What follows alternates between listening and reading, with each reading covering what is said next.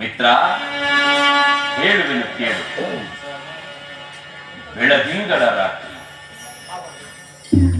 ಭಾವನಾ ಜೀವಿಯಾದ ಮಾನವನಿಗೆ ಜೀವನ ಒಂದು ಮಹಾಸ್ವಪ್ನ. ಸೌಂದರ್ಯೋಪಾಸಕರಾದ ನಿನ್ನ ಕನಸುಗಳಿಗೆ ಕೊನೆಯಲ್ಲಿ ಮಹಾರಾಜ. ಮಿತ್ರ, ಹೇಳುವೆನು ಕೇಳು.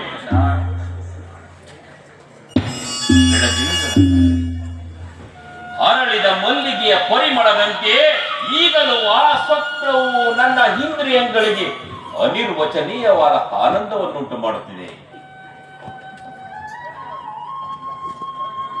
ಸುಂದರವಾದ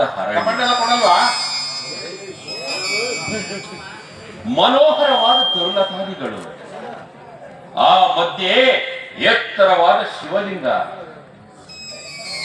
ಹಠಾತ್ತನೆ ದೇವ ಕನ್ಯೆಯೊಬ್ಬಳು ಅವತರಿಸಿದಳು.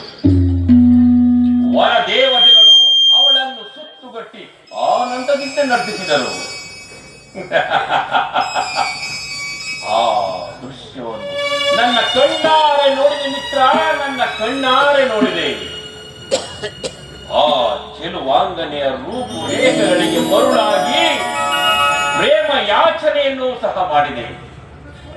ಆ ದೇವಾಂಗನೆಯು ನನಗೆ ಒಲಿದು ಬರುವಷ್ಟರಲ್ಲಿ ದೂರದಲ್ಲಿ ಶಿವನ ಆ ಧ್ವನಿಯಿಂದ ಆಕರ್ಷಿತಳಾದ ಆ ದೇವಾಂಗನೆಯು ನನ್ನ ಬಾಷ್ಪವನ್ನು ಸ್ವಲ್ಪ ಸ್ವಲ್ಪವಾಗಿ ಬಿಡುತ್ತಿದ್ದಂತೆ ನಿದ್ರಾ ಭಂಗವಾಯಿತು ಮಿತ್ರ, ನಿದ್ರಾ ಭಂಗವಾಯಿತು.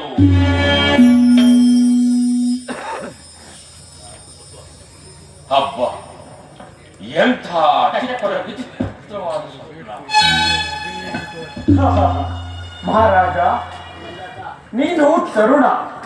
ತಾರುಣ್ಯದ ಉತ್ಸಾಹದಿಂದ ನಿನ್ನಲ್ಲಿ ಹೊಸ ಹೊಸ ಆಟಗಳು ಹುಟ್ಟುವವು. ಅವುಗಳಿಂದ ಬಂಧಿತನಾದ ನೀನು ಯಾವಾಗಲೂ ಸುಖ ಸ್ವಪ್ನವನ್ನೇ ಕಾಣುತ್ತಿರುವೆ. ಬಯಲಲ್ಲಿ, ಬೆಟ್ಟದಲ್ಲಿ, ವನದಲ್ಲಿ, ಉದ್ಯಾನವನದಲ್ಲಿ ಹೆಚ್ಚಿಗೆ ಹೆಜ್ಜೆ ಹೆಜ್ಜೆಗೂ ನೀನು ದೇವಕನ್ನಿಕೆಯರನ್ನೇ ಕಾಣುತ್ತಿರುವೆ. ಮಿತ್ರ, ಅದು ಗುರಿಯ ಕನಸಲ್ಲ. ಈಗಲೂ ಆ ಸ್ವಪ್ನವು ನನ್ನ ಇಂದ್ರಿಯಗಳಿಗೆ ನನ್ನ ಎದುರಿನಲ್ಲೇ ದೃಶ್ಯವಾದಂತೆ ಕಾಣುತ್ತಿದೆ.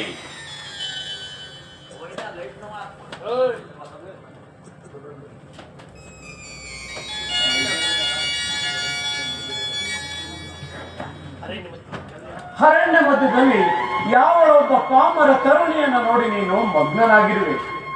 ಈ ಪರ್ವತ ಪ್ರಾಂತ್ಯದ ಸ್ತ್ರೀಯರು ಸಹಜವಾಗಿಯೂ ಸುಂದರಿಯರು. ಅವರಲ್ಲೊಬ್ಬ ಅಸಾಮಾನ್ಯ ಚೆಲುವೆಯನ್ನು ನೋಡಿ ನೀನು ದೇವಕನ್ನಿಕೆಯರ ಕನಸು ಕಾಣುತ್ತಿರುವೆ. ಮಿತ್ರ, ನಿಜವಾಗಿಯೂ ಆ ಸೌಂದರ್ಯ ಮತ್ತೆ ಲೋಕದ್ದಲ್ಲ, ಸ್ವರ್ಗ ಲೋಕಕ್ಕೆ ಆಗಿರಲಿ ಮಹಾರಾಜ. ಸ್ವರ್ಗದ ದೇವಾಂಗನೆ ಶಾಪಭ್ರಷ್ಟವಾದ ನಕ್ಷತ್ರದಂತೆ ಗಗನದ ಉನ್ನತಾಸನವನ್ನು ಹೊಕ್ಕಿರುವ ವಿಶಾಲ ಪೃಥ್ವಿಯ ಈ ಅಪ್ರಸಿದ್ಧ ಪ್ರದೇಶಕ್ಕೆ ಬಂದಿಳಿದುಕೊಳ್ಳಲು ಸಾಧ್ಯವಿಲ್ಲ ಮಹಾರಾಜ, ಸಾಧ್ಯವಿಲ್ಲ. ಮಿತ್ರ, ನನ್ನ ಆಶಾ ಕಲ್ಪನೆಯ ಮೇಲೆ ನಿನ್ನ ನಿರಾಶೆಯ ಶೀತೋದಕವನ್ನು ಚೆಲ್ಲಬೇಡ.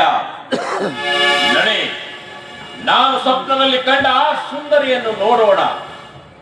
ಆಗ ನೀನು ಕೂಡ ಸಂತೋಷ ಪಡುವೆ. ನಿನ್ನಂತಹ ಭಾವುಕನಿಗೆ ಎಲ್ಲೆಲ್ಲಿಯೂ ದೇವಕನ್ನಿಕೆಯರೇ ಕಾಣುವರು. ಆ ಭಾವನಾ ದೃಷ್ಟಿ ನನಗೆ ಹೇಗೆ ಸಾಧ್ಯ ಮಹಾರಾಜ?